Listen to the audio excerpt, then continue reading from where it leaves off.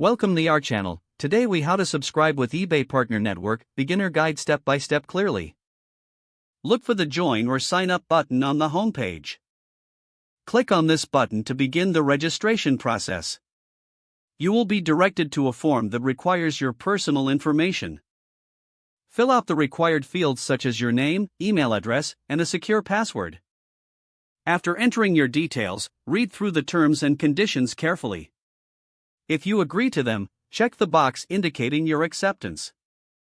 Next, complete any additional fields requested, such as your website or social media links.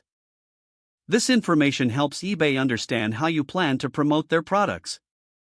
Once you have filled in all the necessary information, click on the Submit button. An email will be sent to the address you provided for verification. Check your inbox for this email and click on the verification link included. After verifying your email, you will need to log in to your new account. Once logged in, navigate to your account dashboard. Here, you will find various resources to help you get started with the program. Familiarize yourself with the different tools and promotional options available. To start earning commissions, create and customize your affiliate links to eBay products. Share these links through your chosen platforms, such as your website or social media. Regularly check your account for performance metrics and earnings. This will help you optimize your strategy and maximize your affiliate revenue. Always keep updated with eBay's guidelines and policies to remain compliant. If the page does not load, refresh the browser or try again in a private or incognito window.